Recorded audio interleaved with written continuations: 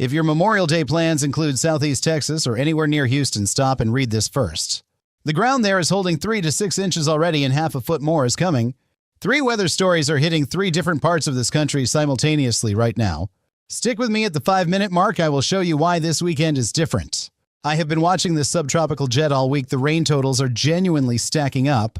3 to 4 inches per hour on completely saturated ground that is a flooding recipe. This is one of those setups where the slow pace of the storm system is the entire story. The SPC has a Day 1 slight risk active right now across the central and southern high plains. Sterling and Fort Morgan, Colorado are sitting inside that slight risk zone this afternoon. Deep layer shear today is sufficient for a mix of multicell and supercell storms to organize. Large hail is the primary threat early, shifting towards severe winds as storms cluster this evening. The SPC flagged that a tornado or two cannot be ruled out in that high plains zone today. Southern Virginia and North Carolina also carry an isolated wind threat as a cold front sags south. Drop your city in the comments now, and I will be back tonight with your specific local updates. Right now, a live severe thunderstorm warning is in effect across parts of South Texas until 4:30 a.m. That warning covers Alice, Kingsville, Benavides, Ben Bolt. Driscoll wind gusts up to 60 miles per hour. A tornado is also possible with that warning. That is not standard language, so stay heads up. When the NWS adds tornado language to a thunderstorm warning, stop what you're doing right now. The population under that warning is 68,580 people, including 40 schools and 3 hospitals tonight. Coastal Texas has been battered storm after storm all week. This morning was round 3. Between Tuesday evening and Wednesday morning alone, coastal areas picked up more than 6 inches of rain. A flood watch is in effect for Southeast Texas from Thursday morning through Monday morning. Jackson, Matagorda, Wharton, Fort Bend, Brazoria, and Galveston counties are all inside that flood watch. The ground is completely saturated. Every new inch of rain runs off immediately. None soaks in. The ground is completely saturated. Every new inch of rain runs off instead of soaking in. NWS Houston is forecasting an additional 4 to 6 inches of rain across the metro through Monday. Some areas will see rainfall rates of 3 to 4 inches per hour with the heaviest downpours. A slow storm over one neighborhood at that rate can flood a street in under an hour. Isolated higher amounts are possible, and the flood watch area could expand if conditions keep worsening. Houston, Galveston, Victoria, this is not one event. It is repeated waves every day through Memorial Day. Rivers, bayous, and watersheds across southeast Texas are going to begin rising as runoff accumulates. If you live near Barker, Addicks, Brays Bayou, or Buffalo Bayou, pay close attention this weekend. Turn around, don't drown. That rule applies at every low water crossing in Houston this weekend. That is the flooding story, but 1,500 miles northeast. A completely different extreme is breaking today. The Northeast spent this entire week feeling like mid-July, and that heat is finally ending right now. Philadelphia hit 98 degrees on Wednesday. That is a new May record for the city. Flat out, Boston reached 96 degrees Wednesday, its hottest May day in decades, driven by the Bermuda High. Heat advisories covered New York, New Jersey, Connecticut, Massachusetts, and Rhode Island through Wednesday evening. The Bermuda High pulled warm, moist air northward, pushing temperatures more than 10 degrees above late May normal.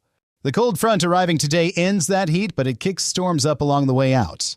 Once the front passes, temperatures drop sharply back to typical late May levels across the entire Northeast. A 30-degree temperature drop in 72 hours, that is what a real cold front looks like. That cold front will spark scattered strong to severe storms across parts of the Northeast today. Southern Virginia and North Carolina, isolated damaging wind gusts are possible between noon and 6 p.m. Richmond and Raleigh, watch the sky carefully this afternoon as that front pushes through your area. Bob Simmons in Richmond, today is the afternoon you want to be home before the storms fire. Carol Myers in Raleigh, your window runs through early evening, so keep those weather alerts up. Here's what I need you to hear today is the quietest of these 3 weather days. What is coming Friday and Memorial Day weekend is a completely different level, and I mean that. There is one word in the Friday SPC discussion that genuinely stopped me when I read it. That word is predominant. The SPC called large hail the predominant hazard for Friday afternoon supercells. Not possible, not likely. Predominant means large hail is the expected outcome Friday afternoon. The SPC posted a Day 2 slight risk for Friday over portions of the southern plains. Amarillo, Altus, Pampa, Dumas, and Borger are all inside that Friday slight risk boundary right now. The Day 2 slight risk covers 35,895 square miles with 520,852 people inside the primary threat zone. Oklahoma City, Louisville, Lexington, and Norman are all in the broader Day 2 marginal risk zone. A surface low develops across eastern New Mexico with a front lifting north into Kansas by Friday. The dry line shifts much further west, activating across the Texas Panhandle by Friday afternoon. Dew points in the mid-50s to low 60s with afternoon heating produce moderate instability by 3 p.m. Friday. Deep layer shear around 30 to 40 knots allows initial supercells to fire and organize Friday afternoon. Large hail is the lead hazard Friday afternoon as those supercells fire along the dry line terrain. As the afternoon transitions to evening, those supercells grow upscale into an MCS pushing into Oklahoma. When the MCS takes over Friday evening, the damaging wind threat spreads eastward across Oklahoma quickly. Frank Hollister near Amarillo. Frank, the dry line is activating right in your backyard Friday afternoon. Texas Panhandle through central Oklahoma. Friday afternoon is your high attention severe weather window this week. The Day 2 discussion also flags a secondary severe threat in the Tennessee and Ohio valleys Friday. A warm front lifting through Kentucky Friday afternoon is the focus for that secondary threat area. Louisville and Lexington are specifically listed in the SPC Day 2 marginal risk population table. A few transient supercells are possible Friday with that warm front, damaging winds, and tornado possible. Dale in Cincinnati Friday overnight is your window. Dale. So keep that weather radio on tonight. Texas Panhandle through central Oklahoma, drop your city below. And I will personally watch your radar Friday. Saturday, May 23rd here is the first genuinely good piece of news in this entire forecast. The SPC is posting no organized severe weather areas for Saturday. That is official Day 3 language. That does not mean a quiet day. Scattered storms are still expected from the plains south. Deep layer shear around 25 knots Saturday is too weak for any major storm organization to take hold. Here's the bigger picture connecting all three stories, and this is where it genuinely gets interesting. The subtropical jet is locked in like a pipeline, firing round after round of Gulf moisture inland. Think of a garden hose pointed at the same spot for 10 days that is this pattern. Both European and GFS ensemble models agree strongly on this wet pattern holding through June 1st. Source meteorologists are calling this the start of an El Nino-type atmospheric setup taking shape. From Saturday through Memorial Day Monday, the heaviest rain axis stays anchored over the mid and deep south. Eastern Texas, western Louisiana, and southern Arkansas will see 4 to 6 inches with higher amounts possible. The wet pattern is expected to hold through at least the first few days of June. Upper-level lows act like atmospheric anchors. They hold weather patterns in place far longer than expected. The slow upper-level low from the west is what keeps the moisture tap turned on all weekend. A slow storm system drops far more rain on one spot than any fast-moving system ever would. That is why the 3 to 4 inch per hour rainfall rates are the core danger here. Houston, the NWS is specifically warning you saturated ground means the next round floods far faster. NWS Houston is forecasting an additional 4 to 6 inches across the metro area through end of Monday. Bayous and creeks in the greater Houston metro are running high with very limited additional capacity right now. Galveston and Brazoria, the coastal surge threat builds when wave after wave of rain stacks up offshore. Here is the part of this story that genuinely surprised me when I pulled up the drought monitor. Deep South Texas has been locked in exceptional drought for months, some of the worst in years. This week, flood watches are being issued in those exact same areas that had exceptional droughts. The transition from exceptional drought to flood watches in the same region in 1 week is remarkable. That is the first real sign of this El Nino pattern eating away at those drought conditions. Sandra Phelps in Amarillo. Sandra, the dryline activation on Friday finally brings meaningful rain your way. The Texas Panhandle has been under extreme fire conditions. A severe storm this week is genuinely welcome. Earl out in Lamar, Colorado. Earl, Thursday afternoon is yours. Have your shelter plan locked in early. Margaret in Oklahoma City. Margaret, Friday afternoon is still your high attention window this week. Flash flooding risk is high as Saturday and Sunday across Texas, Oklahoma, southern Arkansas, and Louisiana. New Orleans, Shreveport, and Little Rock are in a zone where accumulated rain totals deserve serious attention. Georgia, Alabama, and the Carolinas will also see repeated rounds of heavy rain through the holiday weekend. The NWS is watching the southern Appalachians carefully as rain continues to pile up against that terrain. Here's what you need to do right now, keeping this straight and simple. Southeast Texas, do not drive through any flooded roadway this weekend, not even if it looks shallow. A few inches of moving water can sweep a vehicle off any road. Respect every single crossing. Houston area, keep weather app alerts on all weekend and know your flood-prone streets by name. Texas Panhandle and central Oklahoma, have your shelter plan locked in before noon Friday, not after sirens. Have your shelter spot identified before the first storm fires on radar. That window can close fast.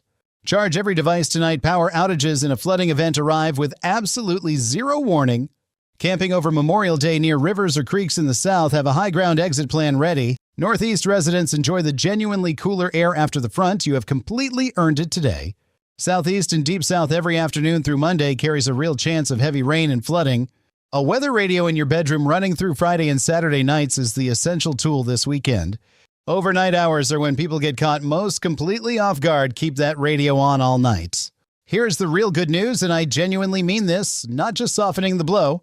Once this system clears by early next week, early guidance shows a quieter stretch beginning to build. No major organized severe weather is expected after Monday at this point. That is genuinely welcome news. Areas locked in exceptional drought for months are finally getting the rainfall they have needed desperately. After all the damage flooding brings, there is something meaningful about long-running droughts beginning to break. The pattern is not done late May into early June looks increasingly active as the jet holds. I will be back with a full Memorial Day update as models refine timing and totals through Sunday.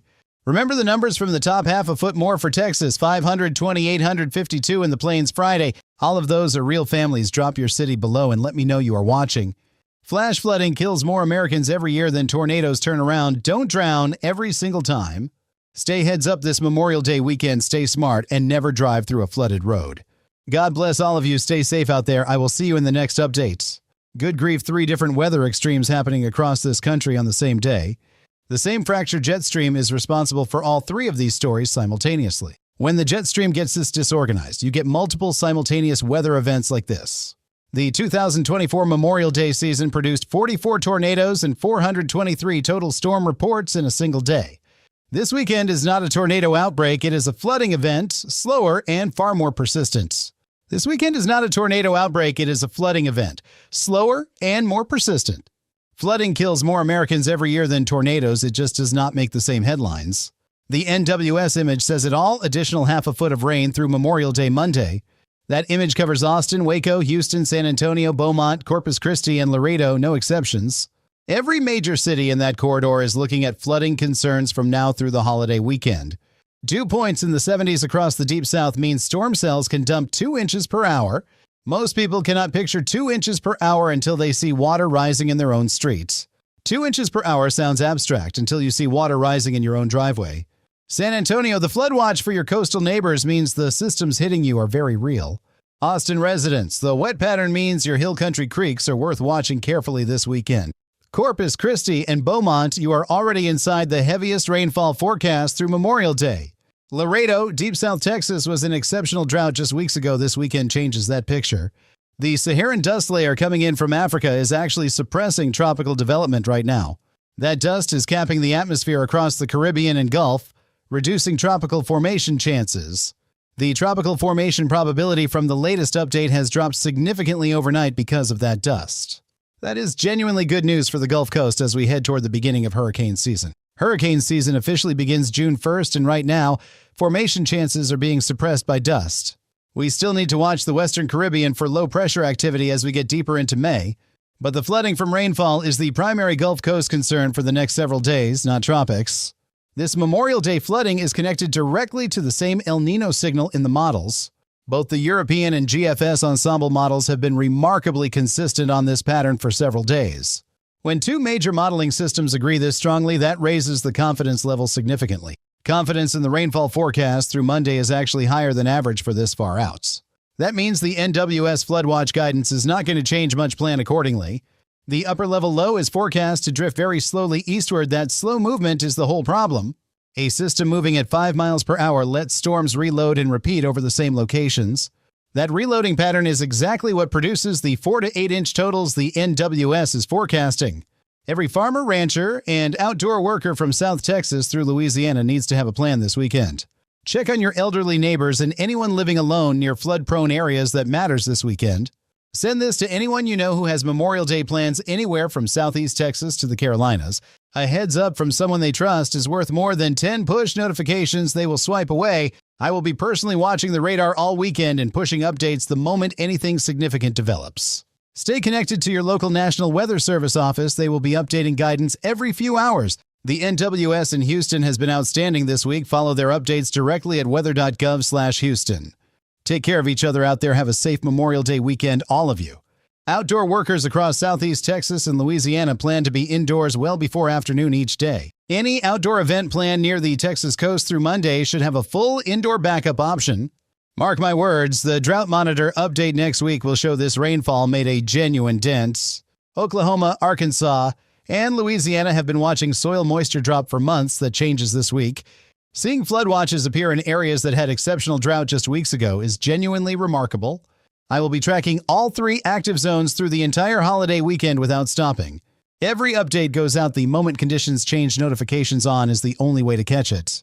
Send this breakdown to anyone heading to southeast Texas or the Gulf Coast for Memorial Day. A personal heads up from someone they trust is worth more than 10 phone notifications they will ignore. The National Weather Service in Houston is doing outstanding work this week. Follow them directly.